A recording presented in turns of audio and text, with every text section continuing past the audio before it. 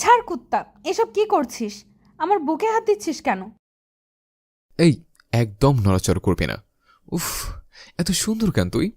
আজকাল তোকে দেখলেই না কেমন যেন আউট অফ কন্ট্রোল হয়ে যেতে ইচ্ছে করে। শাওন, ভালো হচ্ছে না কিন্তু। এই নিশাদ, চল না, আমরা দুজন বিয়ে করে সংসার করি। বিয়ের পর তোকে খুব আদর দিব। কি?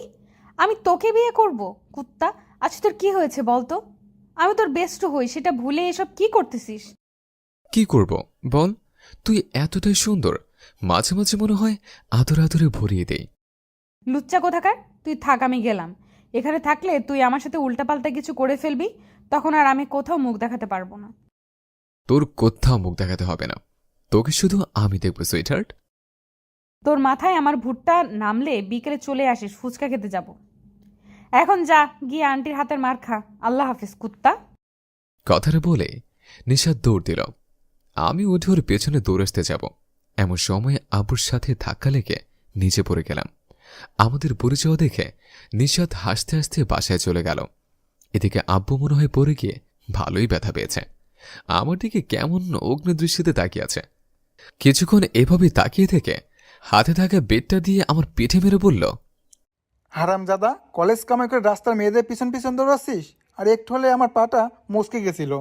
সরি আব্বু, আসলে আমি আর নিশাদ। হ্যাঁ, আমি জানি সেটা। আব্বু তুমি জানো সেটা কিভাবে? এলাকায় তো আমার সম্মানটা আর রাখলি না। দাঁড়া, নিশাতের আব্বুর সাথে কথা বলে ওই মেয়েটাকে তোর গলায় ঝুলিয়ে নিই, তারপর দেখবি কেমন লাগে। যা, বাসায় গিয়ে পড়তে বস, নয়তো এই বেদ দেখছিস। আব্বু বেতর কথা বলতেই আমি হাওয়ার গতিতে ছুটে এসে নিশাদের বাড়ির পেছনে আম গাছের নিচে এসে বসলাম। এই আব্বুটা কেন যে বারবার আমার স্যার হওয়ার চেষ্টা করে কে জানে। যদিও এককালে সে আমার টিচার ছিল, কিন্তু আমি তাকে সেই সম্মানটা দিইনি। আসলে আমার আব্বু হাই স্কুলের হেড স্যার। স্কুল লাইফে আমি আর নিশাদ মিলে ওনাকে খুব চালিয়েছে। শত হলেও স্কুলের হেড স্যারের পোলা বলে কথা, একটু ভাবনা নিলে চলে নাকি। কিছুক্ষণ সেখানে বসে থাকলাম, কিন্তু শাকচুনিটারে দেখছি না। হঠাৎ চোখে পড়ল ওদের বাগানের দিকে। শাকচুনি গোলাপ ফুলে হাত ছুঁয়ে কার সাথে যেন ফোনে ইরিশ পিরিশ চালাচ্ছে। এদিকে সেই গোলাপের কাঁটাগুলো আমার হৃদয় বিচ্ছে। দাঁড়া শাকচুন্নি, আমার মনের প্রেমের ঘণ্টা বাজিয়ে ফুল ছুঁয়ে বয়ফ্রেন্ডের সাথে প্রেম আলাপ চলছে। আজ তোকে এমন শিক্ষা দেব যে আমাকে ছেড়ে আর অন্য কোনো ছেলের কথা স্বপ্নেও ভাবতে পারবি না। আমি রাগে গজগজ করতে করতে দৌড়ে গিয়ে নিষেধের পেছনে গিয়ে দাঁড়ালাম। তারপর ওর হাত থেকে একটানে ফোনটা কেড়ে নিয়ে বললাম, ওই বেটা, তোর সাহস তো কম না? আমার বউয়ের সাথে প্রেম আলাপ করছিস? ঘরে কি বউ নেই? না থাকলে বাবা মাকে বল বিয়ে করে ফেল, আমাদের সংসারে কেন হাত দিচ্ছিস? এরপর আমার বাবুর আম্মুকে বিরক্ত করলে সোজা আইসিইউতে ভর্তি করে দেব। সারা লুচ্চা, ফোন রাখ। আমি কথাগুলো এক নিঃশ্বাসে বলে কল কেটে দিয়ে ফোনটা আমার পকেটে ঢুকিয়ে নিলাম। এদিকে নিশাদ আমার আচমকা এমন বিহেভ দেখে হা করে তাকিয়ে আছে। পরিস্থিতির কিছু সে বুঝে উঠতে পারছে না। আমি সেসব না ভেবে ওর হাত ধরে টেনে আড়ালে নিয়ে এসে শক্ত করে চেপে ধরে বললাম, ওই শাকচুন্নি, আমাকে ফেলে চলে এসে বয়ফ্রেন্ডের সাথে কানে কানে প্রেমালাপ চালাচ্ছিস? কুত্তা, তুই এসব কি বলছিস? আর ওকে কি সব বললি? আমি তোর বউ। হ্যাঁ, হলে প্রবলেম কি? ছাড় কুত্তা, আমার ফোন দে। তুই ওকে কি উল্টাপাল্টা বলে দিয়েছিস? কাল যে আমার কি হবে কে জানে। কুত্তি, এত টেনশনের কি আছে? বেকাবি তো হচ্ছে, আমি তো আছি বেবি, তোমাকে আমার বাবুর আম্মু বানানোর জন্য। নিশাদ অনেক রেগে গিয়ে আমার পকেটে হাত ঢুকিয়ে ফোনটা বের করে নিল। তারপর আমার হাত থেকে ছুটে পালিয়ে গেল। আমি তার চলে যাওয়ার দিকে তাকিয়ে মুচকি হাসলাম। বাসায় ফিরতে মাস্টারমশাই শুরু করে দিলেন। এমন এইভাবে জ্ঞান দিচ্ছে আমি যেন তার একজন প্রিয় ছাত্র, অথচ তার চোখে আমি সবচেয়ে অবাধ্য ছেলে। আমার আম্মু একটা কথা ঠিকই বলে, নিজের মানুষের কাছে কখনো আর যাই হোক পড়া হয় না। কলেজে যাওয়ার সময় নিষেধকে ডাকতে ওদের বাসায় আসছে। আমাকে দেখেই আন্টি বললেন, শাকচুনিটা নাকি কিছুক্ষণ আগেই বেরিয়ে গেছে। এই মেয়েটা আমাকে কি ভাবে বুঝি না। বয়ফ্রেন্ড না ভাবলেও ফ্রেন্ড ভেবে তো বলবে সে চলে গেছে। ধুর, মুড অফ করে একাই কলেজে চলে আসলাম। আমার সব ফ্রেন্ডের বাড়ির অন্যদিকে। প্রতিদিন আমি আর নিশাদ একই সাথেই কলেজে যাই। শাকচুনিটা নিশ্চয়ই ওর বয়ফ্রেন্ডের সাথে দেখা করতে গেছে, কিন্তু ওর বয়ফ্রেন্ডকে সেটা আমাকে জানতে হবে। এসব ভেবে কলেজের গেটে আসতে হঠাৎ শাকচুনিটা রাগী লুক নিয়ে আমার পথ আটকে দাঁড়াল। আমার হাত ধরে একপাশে টেনে নিয়েও বলল, কুত্তা, টাকা দে। ওই, আমি তোকে কেন টাকা দিব? তুই কি আমার বউ না গফ? ওই, তোকে দিতে বলছি দে। কাল সাদিয়াকে ওইভাবে কে বলতে বলেছিল আমি তোর বউ? এখন টাকা দে, ওরা আমার বিয়ের ট্রিট চাইছে। কি বলছিস? আমি যাকে তোর বিয়ে ভেবেছিলাম সেটা সাদিয়া ছিল? তার মানে তুই আমার? আমি পাগল নাকি যে তোর হতে যাব? তাহলে টাকা কেন চাইছিস? যা, আমার কাছে টাকা নেই। আমার কথা শেষ হতে শাকচুন্নিটা আবারও আমার পকেটে হাত ঢুকিয়ে ওয়ালেটটা বের করে আনলো। তারপর খুচরা না পেয়ে 500 টাকার একটা নোট বের করে চলে যাচ্ছিল। তখন আমি নিশাদকে কিছুটা জোরেই বললাম, জান, আমার কষ্টের টাকা, একটু দেখিস প্লিজ। নিশাদ কিছু না বলে দুষ্টু হেসে চলে গেল। এর মানে আমার টাকার জয় বাংলা। ধুর, আজ সকালে আব্বুর কাছে প্রাইভেট ভিএর নাম করে 2000 টাকা নিয়েছে, আর এরই মাঝেই 500 গেল।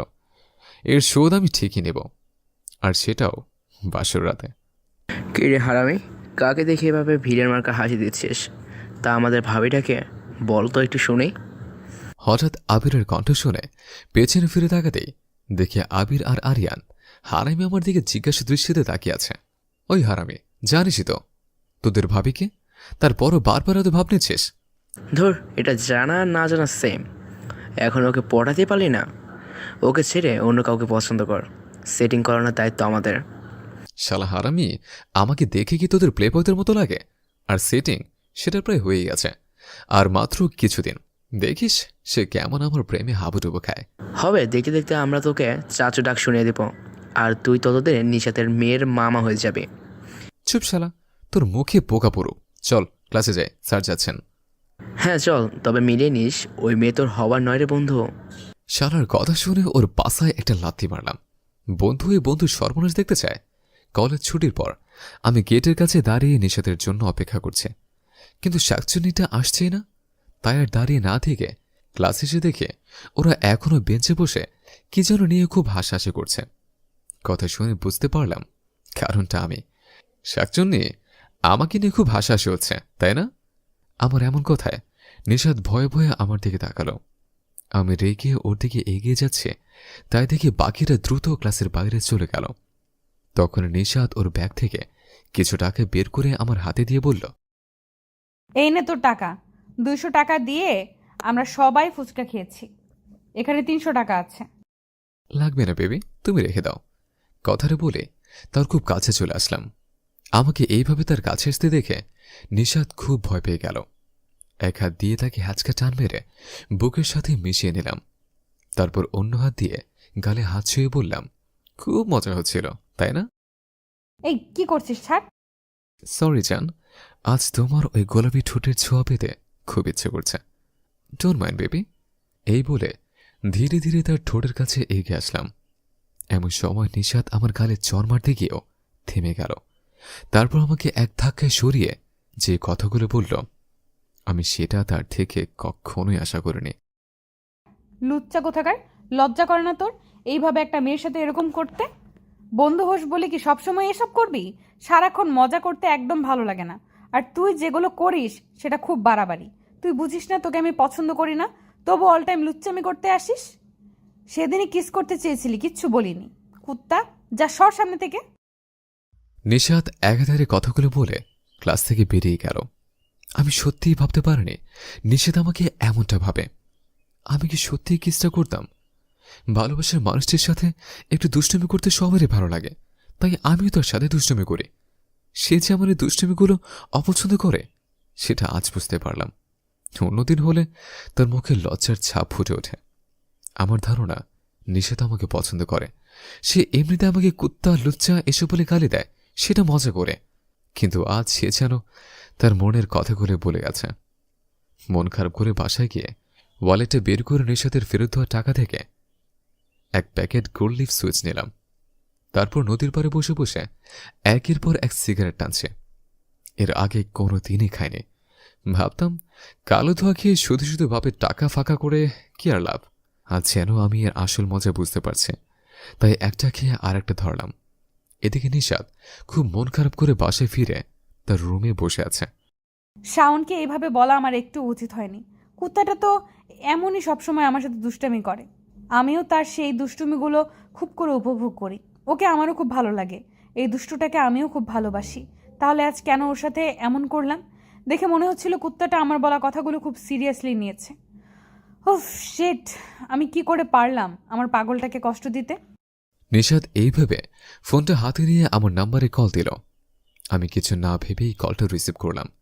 তারপর স্বাভাবিকভাবেই বললাম, হ্যাঁ বল, কেন ফোন দিছিস? এই, তুই একটু আমাদের বাড়ির পেছনের আম গাছটার নিচে আসতে পারবি? সরি রে, আজ পারবো না। তুই তোর বয়ফ্রেন্ডকে বল। কুত্তা, তুই আমার সাথে এভাবে কথা বলছিস কেন? ছ্যাঁকা খেলে যা হয় আর কি। দোস্ত জানিস তো, ছ্যাঁকা খেলে ব্যাক হয়ে যায়। আমিও এখন ব্যাক হয়ে গেছে।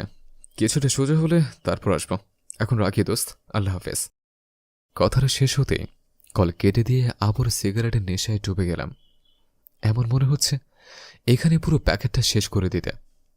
অন্যদিকে নিশাদ শাওনের কথাগুলো শুনে খুব অবাক হয়ে ভাবছে শাওন কখনো ওকে দোস্ত বলে ডাকেনি। জান, বেবি, সুইটহার্ট, বাবুরাম্মু এসব বলে ডাকে। নিশাদ ভালো করে বুঝে গেছে সে না বুঝে তার প্রিয় মানুষটিকে কতটা কষ্ট দিয়েছে। তাই আর না বসে থেকে দ্রুত নদীর পাড়ে এসে দেখে আমি আনমনে বসে বসে সিগারেট টানছে। সে জানে আমার মন খারাপ হলে এখানে এসে বসে থাকি। হঠাৎ কে যেন আমার মুখে থেকে সিগারেটটা কেড়ে নিয়ে ভেঙে ফেলল। তাকিয়ে দেখে নিশাদ খুব রাগি লুকিয়ে আমার দিকে তাকিয়েছে। আমি তাকে দেখে মুচকে এসে বললাম, এই দোস্ত, কি হলো এটা? চুপ, তার আগে বল তুই সিগারেট খাচ্ছিস কেন? কেন তুই জানিস না, ছ্যাঁকাখোরদের কষ্ট কমাতে সিগারেটই বেস্ট। আর আমি তো একটা লুচ্চা, তাই খাচ্ছি। এই বলে আরেকটা বের করতে যাব, তখনই শাকচুনিটা আমার হাত থেকে সিগারেটের প্যাকেটটা কেড়ে নিয়ে সবগুলো শলাকে বের করে ভেঙে ফেলল। তারপর আমার হাত ধরে টানতে টানতে নদীর কাছে নিয়ে এসে বলল, মুগ্ধ, সিগারেটের কোনো গন্ধ যেন তোর মুখ থেকে না আসে। পারবো না, আমার সিগারেটের গন্ধ খুব বেশি ভালো লাগে। উফ, কি সুন্দর পারফিউম। কুত্তা, তুই মুখ না ধুলে এক্ষুনি পানিতে ফেলে দিব। শাকচুনিটাকে কোনো বিশ্বাসই নেই, তাই ভালো ছেলের মতো গুনে গুনে 10 বার গুলি করলাম। তারপর নিশাদ আবার আমাকে টেনে নিয়ে ঘাসের উপর বসিয়ে দিয়ে কেমন করে যেন তাকাচ্ছে। ওর চাহনি আমার একদম সুবিধা লাগছে না। হঠাৎ কিছু বছরের আগে শাকচুনিটা আমাকে ধাক্কে মেরে ঘাসের উপর ফেলে দিয়ে বুকের উপর উঠে বসল। এই শাকচুনি, নাম, এসব কি করছিস? তোর ভাবসব কেমন যেন সন্দেহজনক লাগছে। কেন, তুই কি খুব ভয় পাচ্ছিস আমাকে দেখে? তোকে দেখে ভয় পাবো, তাও আবার আমি? নিশাদ আমার কথায় মুচকে এসল। তারপর ধীরে ধীরে আমার খুব কাছে এগিয়ে আসছে। উঠতে চেয়েও পারছি না। কোন এক অজানা শক্তি যেন আমাকে বশ করে রেখেছে। তার চাহনিতে অদ্ভুত মায়া, সেই মায়ায় আমি আসক্ত। এইভাবে কিছুক্ষণ থাকার পর সে লজ্জা লজ্জা মুখে আমার ঠোঁটে তার ঠোঁট ডুবিয়ে দিল। তার ঠোঁটের স্পর্শ পেয়ে দুজনে কিছুটা কেঁপে উঠলাম। এমন সময় কলেজে ঘটে যাওয়া কথাগুলো মনে পড়তেই নিশাদকে ধাক্কা মেরে ফেলে দিয়ে উঠে বসলাম। তারপর ওর দিকে রাগি চোখে তাকিয়ে বললাম, শাকচুন্নি, এসব কি হচ্ছে? লজ্জা করো না নিজের ফ্রেন্ডের সাথে এসব করতে? নির্লজ্জ কোথাকার, যা সর। না, যাব না, আমি তোর সাথেই থাকবো। আমার সাথে থাকবি মানে? আমি তো একটা লুচ্চা, সবসময় তোর সাথে লুচ্চামি করি।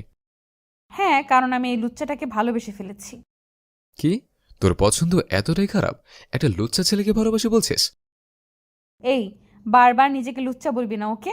সরি শাওন, বিশ্বাস কর, আমি তখন কথাটা ওইভাবে বলিনি। শোন, আমি এখন আর এসব বিষয়ে কোনো কথা বলতে চাই না। তুই আমার বেস্টুই থাকবে। খুব কাছের কেউ ভেবে তোর উপর অনেক বেশি অধিকার খাটিয়েছে, যা আমার একদম উচিত হয়নি। তার জন্য আমি সরি। আর আমি তোকে কখনোই বিরক্ত করব না। তুই আমার বেস্টু ছেলে আছিস, আর ইনশাল্লাহ ভবিষ্যতেও থাকবে। এই, কিসের বেস্টু? হ্যাঁ, আমি তোর জান, বেবি, বাবুর আম্মু, এই সবই থাকতে চাই। প্লিজ আমাকে ক্ষমা করে দে, আর কখনো তোকে এইসব বলবো না। আজ থেকে আমরা একে অপরকে তুমি করে বলবো। তুমি আমার জাস্ট ফ্রেন্ড নয়, বয়ফ্রেন্ড, আমার সব কিছু শুধু তুমি। এবারের মতো মাফ করে দাও প্লিজ, আর এমন ভুল করব না, কথা দিচ্ছি। নিশাদ আমাকে জড়িয়ে ধরে কাঁদতে কাঁদতে কথাগুলো বলল। ভাবছি আজই তার সাথে ঝগড়া হলো, এত তাড়াতাড়ি সবকিছু ভুলে তাকে কাছে টেনে নেওয়াটা কি ঠিক হবে? কিন্তু কি করব, শাকচুনিটার কষ্ট হচ্ছে, আমি একদম সহ্য করতে পারছি না। তাই সবকিছু ভুলে গিয়ে তাকে শক্ত করে জড়িয়ে ধরলাম। তখনই কে যেন আমার বাসায় বেতের বাড়ি মারল। ভয়ে আমি আর নিশাদ একে অপরকে ছেড়ে দিয়ে পেছন ফিরে দেখি মাস্টার মশাই। হারামজাদা, কলেজ ছুটির পর বাসায় না গিয়ে নদীর পাড়ে এসে এসব হচ্ছে? না মানে আব্বু, আসলে হয়েছে কি? যা হবার আজ রাতে হবে হারামজাদা। বৌমাকে নিয়ে এক্ষুনি বাড়িতে আয়, আমি বিআই বেআইনকে নিয়ে আসছি, তারপর তোদের একটা ব্যবস্থা করব।